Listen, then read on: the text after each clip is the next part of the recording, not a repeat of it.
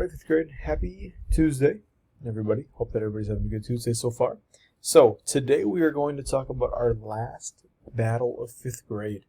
Okay, we're not going to talk about any more battles, any more wars after today. Alright, today we are talking about the Battle of Yorktown. Alright, this is the last battle of the American Revolution. Alright, that's the war that we're talking about right now. That is the war about the colonists, or now we're kind of calling them the Americans, against the king, okay, of Britain. So, first we'll start with kind of the basic facts about what's going on here. So first, the Battle of Yorktown happened on started on October 19th, 1781. Alright, so if you do remember yesterday we talked about how the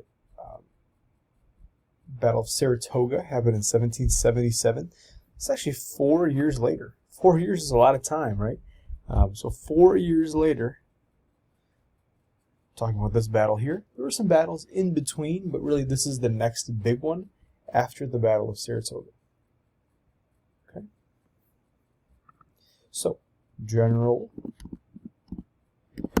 our friend George Washington fought for the Americans. He was the leader of the American fight, the American army. Okay, so George Washington, we know him. He's obviously the leader. There was actually also a man named, first of all, Hilbert du Monthier and the Marquis de Lafayette. And Commander Rochambeau, all right, because if you remember yesterday we talked about how after the Battle of Saratoga, the French decided to finally help in the war, to help the Americans, to take over the British, and this is the first battle that they finally showed up.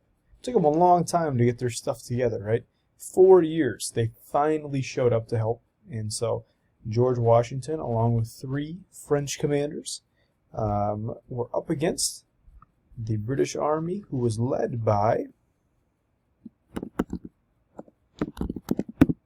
General Cornwallis.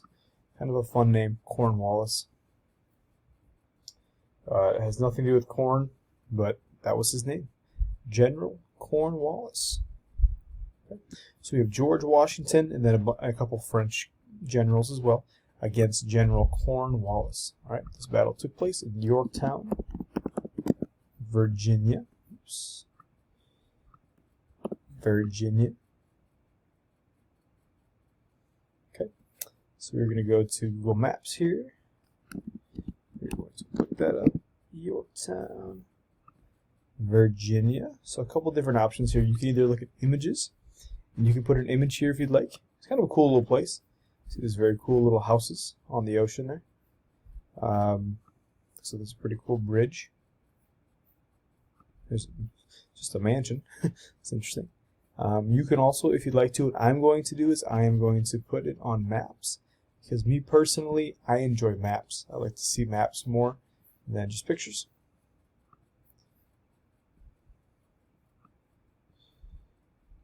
Okay, so there is kind of where Yorktown is in Virginia. Here's Washington, D.C., Baltimore, Philadelphia, New York. Yorktown is kind of down here, pretty close to the ocean. So go ahead and just take a little bit of a picture here. And I'm going to put it below. Now, you can put a picture of the map if you'd like, but you don't have to. You can also put a picture of something you found on Google Images as well. But for me, this is what I appreciate right here. All right, Battle of Yorktown happened on October 19, 1781.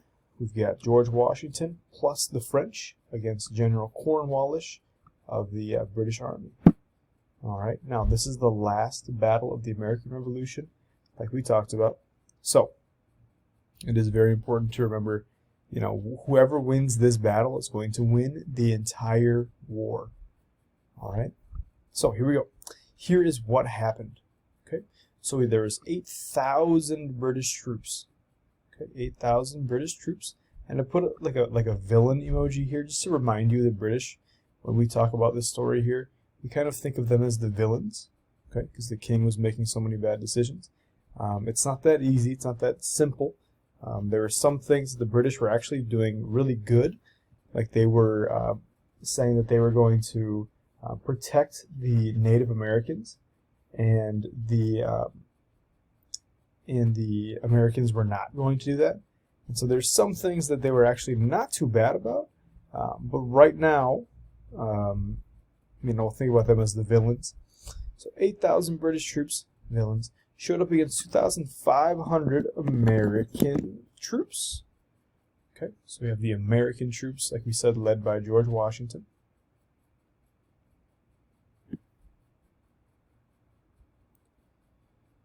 Okay. Then also 4,000 French troops. So some troops from France. Okay, so if you do add these two together, you have 2,500 plus 4,000. That's about 6,500. 6,500 is pretty far away from 8,000, right? 6,500 is not even close. And so there were still way more British troops than there were American and French troops. All right, I did put a little hero emoji here to kind of remind you that we think of the Americans especially, but also the French helping out the Americans as the heroes. Okay. All right, so even though the British had way more troops than the Americans and the French, the help from the French made this fight pretty easy. It was not a terribly long fight. Mostly what the French and the Americans used were cannons, and that's actually what helped them the most. They were very good with using cannons, apparently, and the fight was pretty easy, and the fighting was over in 1 week. And that was it. All right.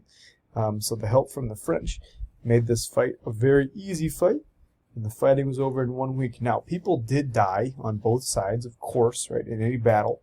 I don't mean to make it sound like it was such an easy thing and like it was very simple, but the fighting was over in 1 week. Okay, so after this battle,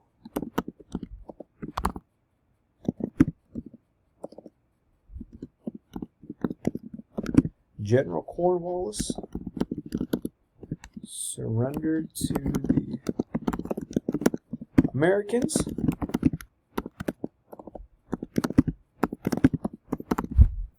And the war was over. Okay, so once this battle was done, and the smoke kind of cleared and went away, and you could see what was going to happen, it was over. General Cornwallis of the British went up to George Washington and said, "We're done. We have fought for about 10 years now. It's too long. We are done. You have won. The Americans have won." Okay. So I do want to go here to, let's see if we go back to Google. Okay. So we can look up Cornwallis Surrender. Okay. This is what I want you to look up here, Cornwallis Surrender on Google. We're going to add an image. It's a lot of different pictures here. Some of them are kind of cool, right? So here is what it looked like.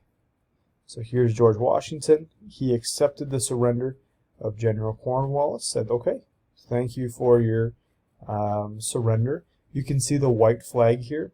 A white flag means surrender. And so the British are giving up in the war. They're done. They cannot do it anymore. The king lost. Okay, my favorite picture is this one here. I like how clear it is once it loads. This one here. This is like the general for the king saying, "Here is this sword here." It was kind of like a memorial, like, "You won. Here's our final sword. You won the war." Okay, so I'm going to take this picture here. You can pick any picture that you want. I do want you to look up Cornwallis Surrender. There's a lot of different options here. It's up to you which one you want to pick. I'm going to drop that over here, right next to it. All right, so we've been talking about the American Revolution now for about 4 weeks. And finally, the war is over. All right, the king lost, the Americans, the colonists won. They were not supposed to win. Remember, we talked about how they had way less soldiers, way less experienced soldiers. They were not very good at fighting. And now here we are. The Americans, the colonists, have won. They beat the king. Okay. So one last thing I want to talk about today. We did talk about somebody whose name was Alexander Hamilton. I do want to talk about him in this battle here because he was pretty important. We did talk about how he was somebody who, his goal in life, he was unfortunately, growing up, he had a lot of things taken away from him. His mother died from a very young age. His dad had abandoned their family. He lived with their uncle for a little bit, and then their uncle passed away. Just a very sad upbringing, okay? Very sad childhood. But he was somebody who did a lot of things for the beginning of our country, the United States of America. And in this battle, he actually was there. He was actually helping a little bit. So he led the No.10 siege against the British. This means number 10 siege. A siege means just like a little bit of like a battle, like a little bit of a like a push. Okay, so in this battle here, it was a week long. The 10th little push where they started running at the enemy against the British, that was led by Alexander Hamilton. Okay. Now, one way to kind of think about him was he was somebody who was in charge of the money in the colonies, and so maybe he wasn't the best person to lead in the military. He was really good with math and numbers and finance and money and all those things. So maybe he wasn't the best person to use. He really wanted to lead a group in the battle to gain fame. He really wanted to be more famous, and he felt like the way that he could do this was to, in this war that's been going on for so long, if he was able to, be able to lead a little bit of a group in the war, right? And because he was somebody who was so good at math and numbers and banking and money and stuff, the French thought, this is a terrible idea. Hey, we're giving you a lot of money and guns and soldiers so you can win. Why are you putting this math guy in charge of your army, right? But Alexander Hamilton was able to persuade George Washington. So right now we're talking about persuasive essays, right? Alexander Hamilton went to George Washington and said, "You need me, and here's why." All right, so let's go to Google here really quick. We look up Alexander Hamilton and George Washington. Okay, here is exactly what we're looking at here, where Alexander Hamilton walks up to George Washington and says, "Please, I want control of this group here, the number 10 siege in this battle. Please, please, please let me do it." All right, so I'm going to copy this image here, bring it back to right there. Okay. In the play Hamilton, they do kind of show that a little bit as well. So if we say Alexander Hamilton and George Washington, and we look up Hamilton. Okay, so here is kind of that same scene here.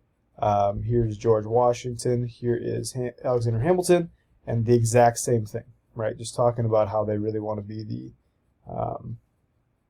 Alexander Hamilton wants to fight. He wants to go in there. He wants to do a good job, and he thinks he can do it. All right, so George Washington trusted him, and it worked. Okay. So there it is there. So last slide for today. Who won the American Revolutionary War? Now the war is over. We've been talking about it for a while now.